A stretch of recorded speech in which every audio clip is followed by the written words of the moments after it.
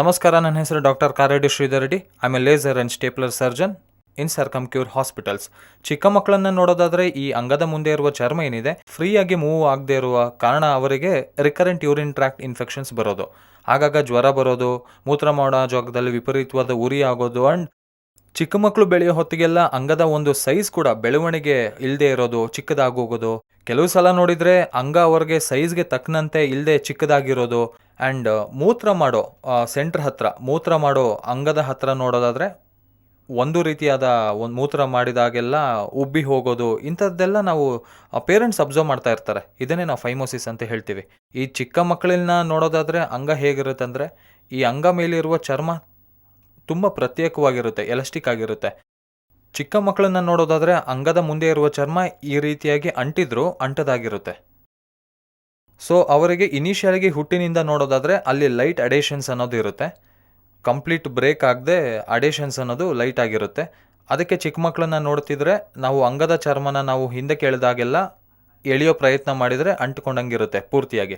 So ಚಿಕ್ಕವರಿದ್ದಾಗ ಸ್ನಾನ ಮಾಡಿಸುವಾಗ ಆ ಅಂಟ್ಕೊಂಡಿರೋದನ್ನ ಬ್ರೇಕ್ ಮಾಡಿಕೊಂಡು ಡೈಲಿ ಪ್ರಾಕ್ಟೀಸ್ ಮಾಡಿಕೊಂಡು ಹಿಂದಕ್ಕೆ ಮುಂದಕ್ಕೆ ಮಾಡ್ತಾ ಅಲ್ಲಿರೋ ಏರಿಯಾನ ಶುಭ್ರ ಮಾಡ್ಕೊಳ್ಳೋದು ಪ್ರಾಕ್ಟೀಸ್ ಮಾಡಿಸ್ಲಿಲ್ಲ ಅಂದರೆ ಈ ಅಂಟ್ಕೊಂಡಿರೋದು ಹಾಗೆ ಇದ್ದು ಅಲ್ಲೇ ಉಳಿಯೋದ್ರಿಂದ ಆ ಅಂಟಿರೋದು ಹಾಗೆ ಸ್ಟ್ರಾಂಗ್ ಆಗೋಗಿ ಫ್ಯೂಚರ್ನಲ್ಲಿ ದೊಡ್ಡವರಾದ ಮೇಲೆ ಆ ಅಂಟುಕೊಂಡಿರೋದು ಹಾಗೆ ಉಳ್ಕೊಬಿಡೋದು, ಹೀಗೆ ತುಂಬ ಜನರಲ್ಲಿ ನಾವು ನೋಡ್ತಿರ್ತೀವಿ. ಸೊ ಚಿಕ್ಕ ಮಕ್ಕಳಿಗೆ ಕೆಲವರಿಗೆ ಗಮನಿಸಿದ್ರೆ ಹಿಂದೆ ಕೇಳುವಾಗ ಬೆಳ್ಳಗಿನ ಅಂಟಂಟಾದ ಪದಾರ್ಥಗಳನ್ನ ನಾವು ಗಟ್ಟಿಯಾಗಿ ಅಂಟಿಕೊಂಡಿರೋದನ್ನು ಕೂಡ ನೋಡ್ತಿರ್ತೀವಿ. ಸ್ವಲ್ಪ ಹಿಂದೆ ಕೇಳಿತಿದ್ದಂಗೆ ಬೆಳ್ಳಗಿನ ಏನೋ ಪದಾರ್ಥ ಬರ್ತಿದ್ದಂಗೆ ಅದು ಕ್ಯೂ ಇರಬೇಕು ಅಂತ ತುಂಬ ಜನ ಭಯಪಡ್ತಾರೆ. ಅಷ್ಟೇ ಅಲ್ಲದೆ ತುಂಬ ಜನ ಚಿಕ್ಕ ಮಕ್ಕಳನ್ನ ಗಮನಿಸಿದ್ರೆ ಈ ಚರ್ಮ ಏನಿದೆ ಅದು ಹತ್ರ ಆಗೋಗಿರೋದ್ರಿಂದ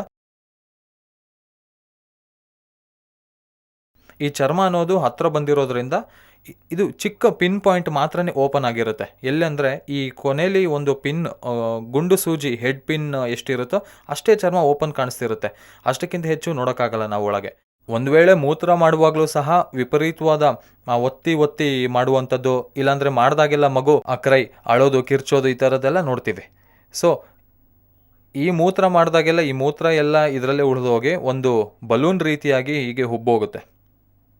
ಬಲೂನ್ ರೀತಿ ಉಬ್ಬೋಗಿ ಇದರಲ್ಲಿ ಮೂತ್ರ ಎಲ್ಲ ಸ್ಟಕ್ ಆಗೋದನ್ನು ನಾವು ನೋಡ್ತಿರ್ತೀವಿ. ಮೂತ್ರ ಎಲ್ಲ ಸ್ಟಕ್ ಆಗೋಗಿ ನಂತರ ಮೆಲ್ಲಗೆ ಹನಿ ಹನಿಯಾಗಿ ಸೋರಿ ಅದ ಮೇಲೆ ಎಂಟಿ ಆಗೋದನ್ನು ನಾವು ನೋಡ್ತೀವಿ. ಸೊ ಎಂಟಿ ಆದಮೇಲೂ ಕೂಡ ಉಳಿದೋಗಿ ಇಲ್ಲೇ ಮೂತ್ರ ಎಲ್ಲ ಉಳಿದೋಗೋದ್ರಿಂದ ಇದರಲ್ಲಿರೋ ಇನ್ಫೆಕ್ಷನ್ಸ್ ಆಗಲಿ, ಬ್ಯಾಕ್ಟೀರಿಯಾ ಆಗಲಿ ಮತ್ತೆ ಒಳಗೆ ಹೋಗಿ ರಿವರ್ಸ್ ಯೂರಿನ್ ಟ್ರ್ಯಾಕ್ಟ್ ಇನ್ಫೆಕ್ಷನ್ ಬರೋದಕ್ಕೆ ತುಂಬ ಕಾರಣಗಳನ್ನು ನೋಡಿಕೊಂಡ್ರೆ ತುಂಬ ಮೇಲ್ನೋಟಕ್ಕೆ ಕಾಣೋ ಕಾರಣಗಳೇನೆಂದರೆ ಫೈಮೋಸಿಸ್ ಅಂತೀವಿ. ಸೊ ಇಂಥ ಮಕ್ಕಳಿಗೆ ಏನಾಗುತ್ತೆ ಅಂದರೆ ರಿಕರೆಂಟಾಗಿ ಬಲೂನ್ ಲಾಕ್ ಆಗೋಗಿ ರಿಕರೆಂಟಾಗಿ ಇನ್ಫೆಕ್ಷನ್ಸ್ ಬರೋದು, ರಿಕರೆಂಟಾಗಿ ಫೀವರ್ ಬರೋದು, ಇಂಥದ್ದೆಲ್ಲ ನೋಡ್ತೀವಿ.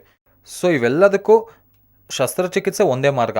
ಈ ಸ್ಟೇಜ್ನಲ್ಲಿ ಬಲೂನಿಂಗ್ ಆಗುತ್ತೆ, ರಿಕರೆಂಟ್ ಯೂರಿನ್ ಟ್ರ್ಯಾಕ್ಟ್ ಆಗುತ್ತೆ ಅಂದರೆ ಇಮಿಡಿಯೇಟಾಗಿ ಡಾಕ್ಟರ್ ಹತ್ರ ತೋರಿಸ್ಕೊಂಡಾಗ ನಾವು ಆ ರೋಗನ ಡಿಸೀಸ್ನ ನಾವು ಡಯಾಗ್ನೈಸ್ ಮಾಡಿಸ್ಕೋಬೋದು. ಇದನ್ನೇ ನಾವು ಫೈಮೋಸಿಸ್ ಅಂತೀವಿ. ಚಿಕ್ಕ ಮಕ್ಕಳಲ್ಲಿ ತುಂಬ 100 ಮಕ್ಕಳನ್ನ ನೋಡಿದರೆ 80 ಮೆಂಬರ್ಸ್ ಕಿಡ್ಸ್ ಚಿಕ್ಕ ಮಕ್ಕಳು ಈ ಫೈಮೋಸಿಸ್ ಪ್ರಾಬ್ಲಮ್ನಿಂದ ಸಫರ್ ಆಗ್ತಿರ್ತಾರೆ.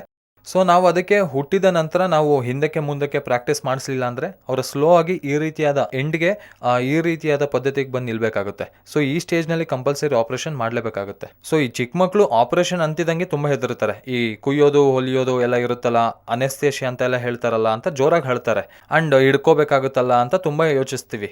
ಈ ಏಜ್ನಲ್ಲಿ ಸರ್ಜರಿ ಮಾಡ್ಬೋದಾ, ಸರ್ಜರಿ ಮಾಡಿದ್ರೆ ಮತ್ತೆ ಫ್ಯೂಚರ್ನಲ್ಲಿ ಏನಾದರೂ ಕಾಂಪ್ಲಿಕೇಶನ್ಸ್ ಆದರೂ, ಅವ್ರ ಮದುವೆ ಆದಮೇಲೆ ಏನಾದರೂ ಕಾಂಪ್ಲಿಕೇಶನ್ಸ್ ಆಗುತ್ತಾ, ಮತ್ತೆ ಅಂಗ ಬೆಳೆಯುತ್ತಾ ಇಲ್ವಾ, ನೀವು ಅಂಗ ಕಟ್ ಮಾಡಿದರೆ ಅಂಗ ಫ್ಯೂಚರ್ನಲ್ಲಿ ಬೆಳೆಯುತ್ತಾ, ಮತ್ತೆ ಮದುವೆ ಆದಮೇಲೆ ಇವನು ಕೆಲ್ಸಕ್ಕೆ ಬರ್ತಾನ, ಹೀಗೆ ತುಂಬ ಜನ ನನ್ನನ್ನು ಡೌಟ್ ಕೇಳ್ತಾರೆ. ಸೊ ನಾವಿಲ್ಲಿ ನೆನ್ಪಿಡ್ಕೋಬೇಕಾಗಿರೋದೇನೆಂದರೆ ಅಂಗದ ಮೇಲಿರುವ ಚರ್ಮ ಮಾತ್ರ ನಾವು ತೆಗೆದು ಹಾಕ್ತೀವಿ ಹೊರತು ಅಂಗನ ಮುಟ್ಟೋದಿಲ್ಲ. ಅಂಗದ ಮೇಲಿರುವ ಚರ್ಮನ ಮಾತ್ರ ನಾವು ಏನಂದರೆ ಎಕ್ಸ್ಟ್ರಾ ಸ್ಕಿನ್ ಇರುತ್ತೋ, ಹಾಳಾಗಿರುತ್ತೋ ಆ ಸ್ಕಿನ್ನ ಮಾತ್ರ ತೆಗೆದು ಹಾಕ್ತೀವಿ ಅಂತ. ಸೊ ಇದು ಏನು ಎಕ್ಸ್ಟ್ರಾ ಇರುತ್ತೋ ಈ ಸ್ಕಿನ್ನ ಮಾತ್ರ ನಾವು ಇಲ್ಲಿವರೆಗೂ ತೆಗೆದು ಹಾಕಬೇಕಾಗುತ್ತೆ. ಸೊ ಈ ಮಾಡೋ ಪದ್ಧತಿ ಏನಿದೆ, ನಮ್ಮ ಹತ್ರ KSR ಸ್ಟೇಪ್ಲರ್ಸ್ ಅನ್ನೋದು ಅವೈಲಬಲ್ ಆಗಿರುತ್ತೆ. ಈ KSR ಸ್ಟೇಪ್ಲರ್ನಲ್ಲಿ ಮಾತ್ರನೇ ನಮ್ಮ ಸೆಂಟರ್ನಲ್ಲಿ ಸರ್ಕಮ್ಸಿಷನ್ ಸರ್ಜರಿ ಮಾಡೋದು. ಈ ಸರ್ಜರಿ ಹೆಸರೇ ಸರ್ಕಮ್ಸಿಷನ್ ಅಂತ ಕರಿತೀವಿ. ಇದನ್ನೇ ನಾವು KSR ಸ್ಟೇಪ್ಲರ್ ಸರ್ಕಮ್ಸಿಷನ್ ಸರ್ಜರಿ ಅಂತೀವಿ. ಈ KSR ಸ್ಟೇಪ್ಲರ್ಸ್ ಓನ್ಲಿ ಟ್ರೀಟ್ಮೆಂಟ್ ರೇಂಜ್ ಹಾಸ್ಪಿಟಲ್ನಲ್ಲಾಗಲಿ ಸರ್ಕಮ್ಕ್ಯೂರ್ ಸೆಂಟರ್ಸ್ನಲ್ಲಿ ಮಾತ್ರ ಅವೈಲಬಲ್ ಇರುತ್ತೆ. ಇದರಲ್ಲಿ ಬಳಸೋ ಸಿಲಿಕಾನ್ ರಿಂಗ್ಸ್ ಆಗಲಿ, ಪಿನ್ಸ್ ಆಗಲಿ ಡೈರೆಕ್ಟ್ ಪೇಷಂಟ್ ಸ್ಕಿನ್ಗೆ ಟಚ್ ಆಗಲ್ಲ. ಹಾಗಾಗಿ ಯಾವುದೇ ಥರ ಸೈಡ್ ಎಫೆಕ್ಟ್ಸ್ ಆಗಲಿ, ಕಾಂಪ್ಲಿಕೇಶನ್ಸ್ ಆಗಲಿ, ಬ್ಲೀಡಿಂಗ್ ಆಗಲಿ, ಊತ ಆಗಲಿ, ನೋವಾಗಲಿ ಇಂಥವೆಲ್ಲ ಯಾವುದೂ ಇರಲ್ಲ. ಮಕ್ಕಳಿಗೆ ಯಾಕಂದರೆ ಮಕ್ಕಳು ತುಂಬ ಚಿಕ್ಕವರು, ಹಾಗಾಗಿ ಸ್ವಲ್ಪ ನೋವಾದರೂ ಅಳೋದು, ಊಟ ಬಿಡೋದು ಇಂಥದ್ದೆಲ್ಲ ನೋಡ್ತಿರ್ತೀವಿ. ಬಟ್ KSR ಸ್ಟೇಪ್ಲರ್ನಲ್ಲಿ ಇಂಥವೆಲ್ಲ ಚೆಕ್ ಪಾಯಿಂಟ್ಸ್ ಮಾಡಿಕೊಂಡು ಚೆಕ್ ಮಾಡ್ಬೋದು. ಯಾಕಂದರೆ ಯಾವುದೇ ಥರ ಪೇಯ್ನ್ ಆಗಲಿ ಇಲ್ಲಾಂದರೆ ಯಾವುದೇ ಥರ ಊತ ಬರೋದಾಗಲಿ ಇಂಥವೆಲ್ಲ ನಾವು ಏನೂ ಆಗಲ್ಲ. ಯಾಕಂದರೆ ನಾವು ಅಪ್ರೋಪ್ರಿಯೇಟ್ ಸೈಜಸ್ ಸೆಲೆಕ್ಟ್ ಮಾಡಿಕೊಂಡು ಡಿಸ್ಕಾರ್ಡೆಡ್ ಅಂದರೆ ಡಿಸ್ಪೋಸಬಲ್ ಸ್ಟೇಪ್ಲರ್ಸ್ ಬಳಸ್ತೀವಿ. ಹಾಗಾಗಿ ರಿಪೀಟೆಡ್ ಆಗಿ ಮತ್ತೆ ಇನ್ನೊಂದು ಪೇಷಂಟ್ಗೆ ಬಳಸಲ್ಲ. ಹಾಗಾಗಿ ಸೈಡ್ ಎಫೆಕ್ಟ್ಸ್ ಇರಲ್ಲ. ಸೊ ಇವರಿಗೆ ಮತ್ತು ನೋಡೋದಾದರೆ ದೊಡ್ಡವರಿಗೇನೋ ಮತ್ತು ಪೆನಿಸ್ಗೆ ಕೊಡಬೇಕಾಗುತ್ತೆ, ಅಂಗಕ್ಕೆ ಕೊಡ್ತೀವಿ. ಚಿಕ್ಕ ಮಕ್ಕಳಿಗೆ ಮೈಲ್ಡ್ ಸೆಡೇಷನ್ ಕೊಟ್ಟು ಮಾಡ್ತೀವಿ. ಈ procedure less than 5 minutes surgery. ಇದು 5 ನಿಮಿಷದಲ್ಲಿ ನಾವು ಸರ್ಜರಿ ಕಂಪ್ಲೀಟ್ ಮಾಡ್ಬೋದು. ಸೊ 5ರಿಂದ 10 ನಿಮಿಷದವರೆಗೆ ಮಾತ್ರವೇ ಮಕ್ಕಳು ಮಲ್ಕೊಳ್ಳೋ ಹಾಗೆ ಇದನ್ನೇ ನಾವು ಶಾರ್ಟ್ GA ಆ್ಯಂಡ್ ಸೆಡೇಷನ್ ಅಂತ ಹೇಳ್ತೀವಿ. ಸೊ ಇದನ್ನು ಮಾಡೋದ್ರಿಂದ ವಿತಿನ್ 2 to 3 ಅವರ್ಸ್ನಲ್ಲಿ ಪೇಷಂಟ್ನ ಡಿಸ್ಚಾರ್ಜ್ ಮಾಡಿ ಕಳಿಸ್ತೀವಿ. ಆ್ಯಂಡ್ 2 to 3 ಅವರ್ಸ್ನಲ್ಲಿ ಯಾವುದೇ ಥರ ಸೈಡ್ ಎಫೆಕ್ಟ್ಸ್ ಇಲ್ಲದೆ ಇರೋ ಹಾಗೆ, ಪ್ರಿಕಾಷನರಿ ಮೆಷರ್ಸ್ ಏನೂ ಇಲ್ಲದೆ ಇರೋ ಹಾಗೆ ಇದಕ್ಕೆ ಇಮಿಡಿಯೇಟಾಗಿ ತಿನ್ನಿಸ್ಬೋದು. ವಾಟರ್ ಆಗಲಿ ಏನಾದರೂ ಕುಡಿಸ್ಬೋದು. ಯಾವುದೇ ಪಥ್ಯ ಆಗಲಿ ಯಾವುದೇ ರೀತಿ ಬೆಡ್ ರೆಸ್ಟ್ ಆಗಲಿ ಏನು ಅವಶ್ಯಕತೆ ಇರಲ್ಲ. ನೆಕ್ಸ್ಟ್ ಡೇಯಿಂದನೇ ಮಗು ಯಾವಾಗಿನ ಹಾಗೆ ಆಡ್ಕೋಬೋದು, ಸ್ಕೂಲ್ಗೆ ಆಗಲಿ ಕಳಿಸ್ಬೋದು. ಇಲ್ಲಿವರೆಗೂ ಇದ್ದ ಚರ್ಮನ ತೆಗೆದು ಹಾಕಬೇಕಾಗುತ್ತೆ. ಸೊ ಇದು ಎಲಾಸ್ಟಿಕ್ ಆಗಿರುತ್ತೆ. ಹಾಗಾಗಿ ಪಿನ್ಸ್ ಅನ್ನೋದು ಈ ರೀತಿಯಾಗಿ ಇಲ್ಲಿ ಬೀಳುತ್ತೆ. ಪಿನ್ಸ್ ಅನ್ನೋದು ಸೊ ಮಕ್ಕಳಾಗಿರೋದ್ರಿಂದ ನಾವು ಅಪ್ರೋಪ್ರಿಯೇಟ್ ಕರೆಕ್ಟ್ ಸೈಜ್ ಹಾಕಲಿಲ್ಲ ಅಂದರೆ ಒಂದೊಂದು ಸಾರಿ ಇಲ್ಲಿ ಎಡಿಮಾ ಬರೋ ಚಾನ್ಸಸ್ ಇರುತ್ತೆ. ಈ oedema temporary oedema. Correct sizes ಹಾಕೋದ್ರಿಂದ ಇಲ್ಲಾಂದರೆ ಸ್ವಲ್ಪ ದೊಡ್ಡ ಸೈಜ್ ಹಾಕೋದ್ರಿಂದ ಈ ಎಡಿಮಾನ ಕೂಡ ನಾವು ಅವಾಯ್ಡ್ ಮಾಡ್ಬೋದು.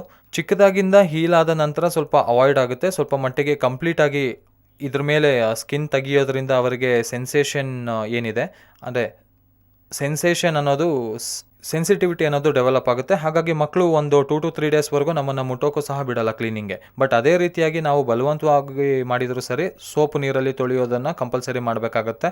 ಕೆಲವರಿಗೆ ಈ ಅಡೇಷನ್ ಫಾರ್ಮ್ ಆಗಿದ್ದರೆ ಅಂದರೆ ಅಂಟಂಟಾದ ಪದಾರ್ಥ ಫಾರ್ಮ್ ಆಗಿದ್ದರೆ ಈ ಅಂಟನ್ನು ನಾವು ತೆಗಿಯೋದ್ರಿಂದ ಈ ಅಂಗದ ಮೇಲೆ ಕೂಡ ಸ್ವಲ್ಪ ಆಗಾಗ ಕೆಂಪಾಗೋದು, ಪ್ಯಾಚ್ ರೀತಿ ಆಗೋದು, ಈ ಥರದ್ದೆಲ್ಲ ನೋಡ್ತಿರ್ತೀವಿ. ಇದೆಲ್ಲ ಟೆಂಪ್ರರಿ ಇಶ್ಯೂಸ್. ಒನ್ಸ್ ಈ ಚಿಕ್ಕ ಮಕ್ಕಳಿಗೆ 5 to 7 ಡೇಸ್ನಲ್ಲಿ ಈ ರಿಂಗ್ ಕೂಡ ಬಿದ್ದು ಹೋಗೋ ಅವಕಾಶ ಇರುತ್ತೆ. ಮಕ್ಕಳಿಗೆ ಇಮ್ಯುನಿಟಿ ಪವರ್ ಹೆಚ್ಚಿರೋದ್ರಿಂದ ಹೀಲಿಂಗ್ ಪೀರಿಯಡ್ ಕೂಡ ತುಂಬ ಫಾಸ್ಟ್ ಆಗಿರುತ್ತೆ. ಈವನ್ ಪಿನ್ಸ್ ಕೂಡ 6 to 7 ಡೇಸ್ನಲ್ಲಿ ಬಿದ್ದು ಹೋಗೋ ಅವಕಾಶ ಇರುತ್ತೆ. ಜಾಗರೂಕತೆಯಾಗಿ ನೋಡಿಕೊಂಡ್ರೆ ಒಳ್ಳೆ ಕ್ಲೀನಿಂಗ್ ಕೂಡ ಜಾಗರೂಕತೆಯಾಗಿ ಮಾಡ್ಕೊಂಡಿದ್ದೆ ಆದರೆ 7 to 8 ಡೇಸ್ನಲ್ಲಿ ಪಿನ್ ಬಿದ್ದೋಗಿ ಫ್ರೀ ಆಗೋಗ್ತಾರೆ. ಸೊ ಫಸ್ಟು 3 ಡೇಸ್ನಲ್ಲಿ ಮಾತ್ರ ಸ್ವಲ್ಪ ಸೆನ್ಸಿಟಿವಿಟಿ ಜಾಸ್ತಿ ಇರುತ್ತೆ. ಹಾಗಾಗಿ ಅದರಿಂದ ನಮ್ಮನ್ನು ಮುಟ್ಟೋಕ್ಕೂ ಕೊಡದೆ ಹಠ ಮಾಡ್ತಿರ್ತಾರೆ. ಬಟ್ ಅಲ್ಟಿಮೇಟ್ ಆಗಿ ನೋಡ್ಕೊಳ್ಳೋದಾದರೆ 100% ಕಾಸ್ಮೆಟಿಕ್ ರಿಸಲ್ಟ್ಸ್ ಅನ್ನೋದು ಈ KSR ಸ್ಟೇಪ್ಲರ್ಸ್ನಲ್ಲಿ ಸಿಗುತ್ತೆ. ಸೊ ಮಕ್ಕಳಿಗೆ ಯಾರಿಗಾದರೂ ಈ ರೀತಿಯಾದ ಇಶ್ಯೂಸ್ ಏನಾದರೂ ಇದ್ದರೆ ನೆಗ್ಲೆಕ್ಟ್ ಮಾಡಬೇಡಿ. ಆ್ಯಂಡ್ ಆವಾಗಿನ ಹಾಗೆ ಸರ್ಜಿಕಲ್ ತುಂಬ ಫಾಸ್ಟ್ ಪರಿಕರಗಳು ಅವೈಲಬಲ್ ಇದೆ ಈಗ. KSR ಸ್ಟೇಪ್ಲರ್ ಸರ್ಕಮ್ಸಿಷನ್ ಬಳಸಿ ಮಾಡಿಸ್ಕೊಂಡ್ರೆ ಮಗುವನ್ನು ನಾವು 2 ಅವರ್ಸ್ನಲ್ಲಿ ಡಿಸ್ಚಾರ್ಜ್ ಮಾಡಿ ಕಳಿಸ್ತೀವಿ. ಆ್ಯಂಡ್ 7 to 8 ಡೇಸ್ನಲ್ಲಿ ಅವರು ಕಂಪ್ಲೀಟ್ ರಿಕವರಿ ಅನ್ನೋದು ಸಾಧ್ಯ ಆಗುತ್ತೆ. ಸೊ ನಿಮಗೂ ಇದೇ ಥರ ಕಂಪ್ಲೇಂಟ್ಸ್ ಇದ್ದರೆ ಟ್ರೀಟ್ಮೆಂಟ್ ರೇಂಜ್ ಹಾಸ್ಪಿಟಲ್ನಲ್ಲಿ ಆರ್ ಸರ್ಕಮ್ ಕ್ಯೂರ್ ಸೆಂಟರ್ಸ್ನಲ್ಲಿ ನಾನು ಅವೈಲಬಲ್ ಇರ್ತೀನಿ. ತಪ್ಪದೇ ನನ್ನನ್ನು ಕನ್ಸಲ್ಟ್ ಮಾಡ್ಬೋದು. Thank you very much.